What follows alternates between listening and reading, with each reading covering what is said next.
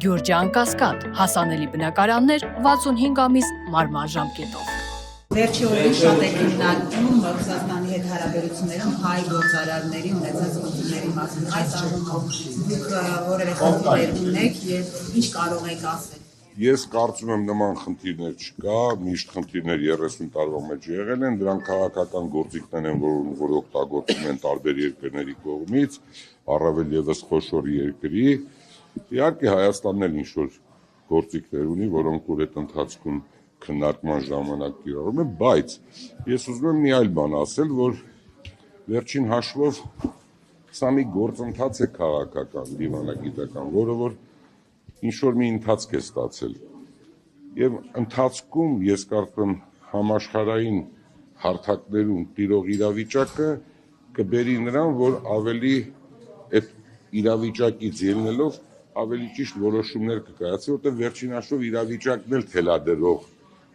ինչ-որ հատվածներ ունի, որով որ պետք է մենք ուշադիր լինենք։ Բարսուքյանցն շատ են ասում, որ այս իշխանության օրոք հայ-ռուսական հարաբերությունները դաշնակիցների հետ առասարակ բնակ ինչպես ասում են, ձեր դիմախոսները փորձագետները ասում են, որ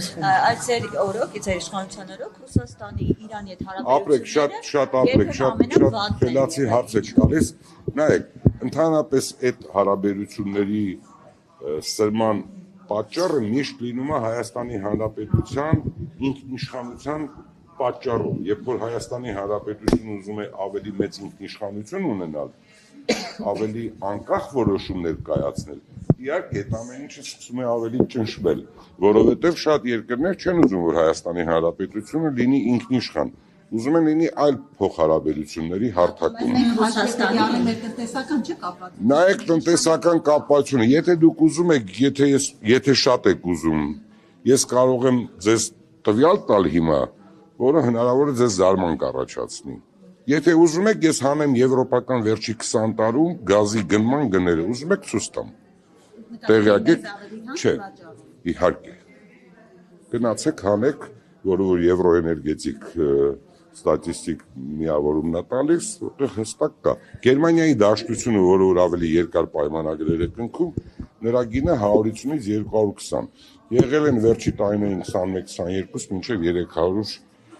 $300 կամ եվրո։ Հիմա ներողություն։ Իտալիան մի քիչ ավելի կարող է 20 կամ 30 ավել է ձեռք բերել։ Գները դրանք են։ Իհարկե սրված պահերին բարձրանում է, բայց միջինացված գին գոյություն ունի տարվա կամ 10 տարվա կտրվածքով։ Իհարկե աշխարհում գործում է նման կարգ կա, երբ որ դու ավելի երկար պայմանագրեր ես կնքում, ավելի ցածր գնով են ձեզ տրամադրում։ Սա է։ Բայց ԵՄ իհարկե այս երկընտրանքի հետ կապված ձեր տեսլականը ո՞րն է։ Նայեք, դուք մի բանկա չեք ուշադիր չեք եղել, Ռուսաստանի Դաշնության նախագահն ասեց մենք շատ երկար ժամանակ եվրոպական կառույցների հետ բանակցում էինք եւ նրանք այդպես մնացին իրենց դիրքերում չստացվեց։ Այդ նշանակում է, որ այդ փորձը հնարավոր է կանոնակարգվելուց հետո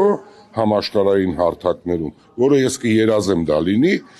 դրանից հետո հնարավոր է, որ այդ նույն գործընթացը սկսվի, որովհետեւ դա ինչ-որ մի ժամանակ սկսվել է, ինչ-որ մի ժամանակ երբ որ սրացել է ներողություն, սրացել է, դադարել է։ Հիմա Ռուսաստանի Դաշնության նախագահան շատ ճիշտ ասեց, որ երկար ժամանակ ամեն ինչ արել են, որպեսզի այդ ստացվի այդ միավորումը կամ այդ մերձեցումը, չի ստացվել։ Բայց ես կարծում եմ հիմա այսպես ասած եւ էներգետիկ ճգնաժամի արդյունքում լավ գիտեք, եւ այլ եւ ՆԱՏՕ-ում եղած մտքերի եւ ՆԱՏՕ-ում եղած փոխհարաբերությունների արդյունքում ես կարծում եմ հնարավոր է, որ Ռուսաստանը մի այլ կարգի հնարավորություններ ստեղծի իր համար որոշակի ավելի նոր հարաբերություններ ստեղծի։ Նայեք, չէ, երկընտրանք գոյություն չունի, խնդրում եմ, դրանք սաղ գործիքներ են, լավ գիտեք դուք ինքներդ, եթե ուզում եք իմանալ, ես ձեզ ասեցի գազի մասով, որ Հայաստանի Հանրապետություն հասնում է, ներողություն եմ խնդրում, կարող է մի $20-30 ես սխալվեմ, բայց Հայաստանի Հանրապետություն հասնում է ամբողջ Գազպրոմը եւ Հայաստանի Հանրապետության Գազպրոմը լավ գիտեք ինչ պատճառներով դարձել է Ռուսաստանի Դաշնության սեփականությունը, մոտավորապես մինչև $400 համարժեք դրամ է հասնում կամ 370-380։ Դա նշանակում է, որ մենք նույնպես գործիք ենք, որով որ այդ գազը անխափան տասնյակ տարիներ օգտագործում ենք եւ այլընտրանքի մասին չենք մտածում, որտեղ ԵԱՏՄ-ի անդամ ենք։ Հիմա ԵԱՏՄ-ն ինքը շատ լավ հարթակ է, բայց իհարկե հիմա Հայաստանի Հանրապետության տնտեսության ամբողջ մոդեռնիզացիայի